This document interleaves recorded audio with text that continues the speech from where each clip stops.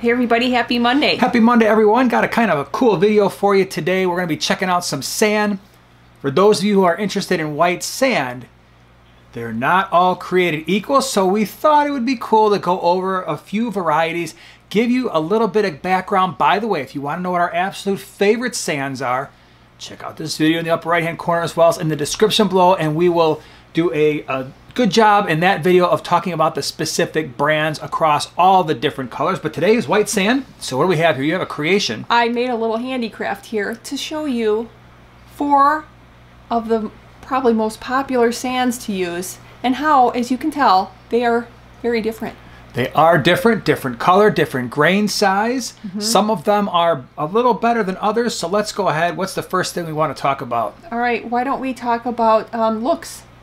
Looks. Yeah, just what do they look like? Well, you're the looks expert, but obviously just when we glance at this little canister you've made here.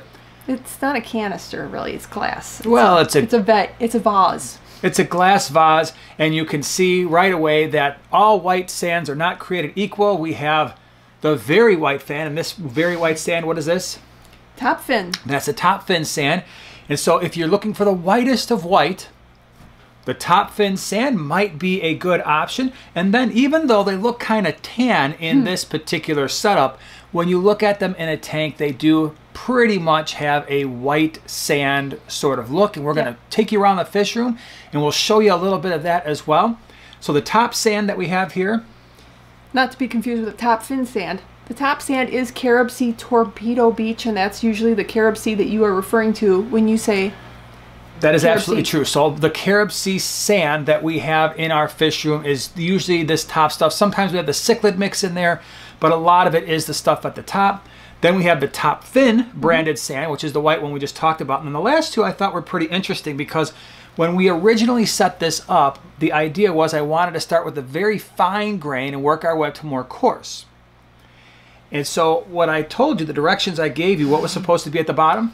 Pool filter sand. And that's what we have, right? So pool filter sand may be different depending on the brand that you choose, but in our area we get it from Menards. And it's actually interesting because it's not the finest grain sand out of the sands that we chose. All right, so this other sand here that's not at the bottom, what is that? This is another Carib Sea, and it's marine sand. It's called moonlight sand. Now this sand is pH neutral. It doesn't adjust. Actually, all the sands that we're talking about today are pH neutral. They don't adjust the pH of your tank. They don't adjust the water hardness. What's interesting is this is a really, really fine grained sand.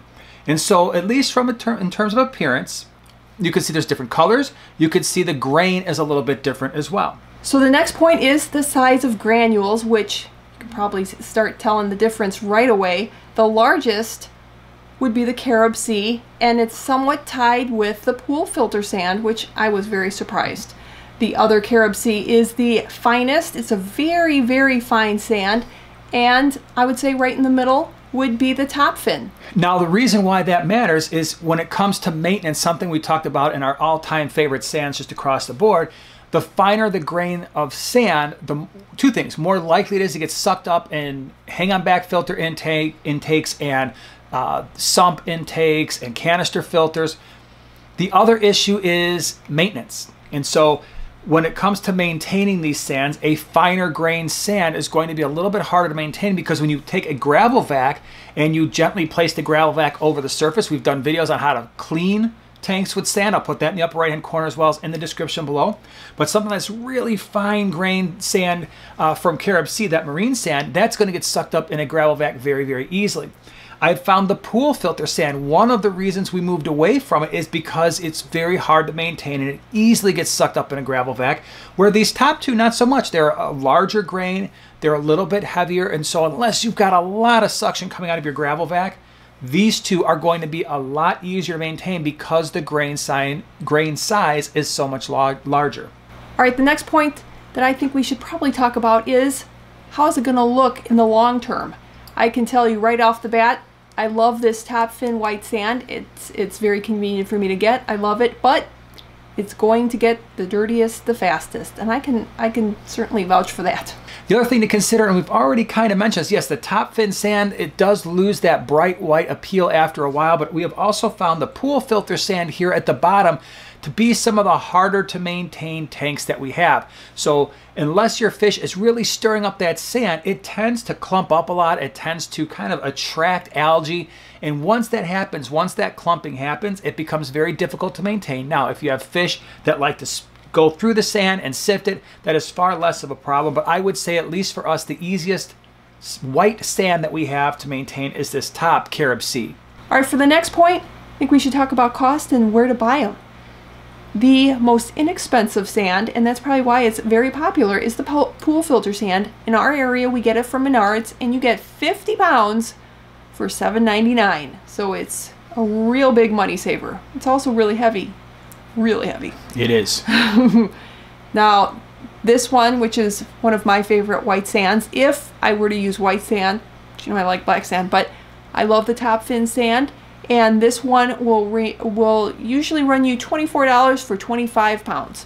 Now the Carib Seas, they tend to be a little bit more expensive, but not much. There's not really that much of a difference. Both the Carib Sea sands, usually you can find a 20-pound bag of sand somewhere between the low 20s and maybe as much as $25 per 20-pound bag. So the Carib Seas and top fins are very similarly priced. Obviously, you're going to save a lot of money with the pool filter sand. But again, we've gotten away from using it in our fish room just because I don't like the maintenance aspect. So we hope that this information is helpful, especially seeing them side by side, which I think would be very helpful. And it hopefully will be helpful for you to make your best decision. And one thing to keep in mind is we only went with some of the more popular sands that we use in our area. We did not use any sand that has a drastic change in pH or water hardness. And so there's an entire group of sand that can do that as well, but we chose to just exclude that one. Hope you enjoyed the video. Appreciate you being here, and we'll see you in the next one.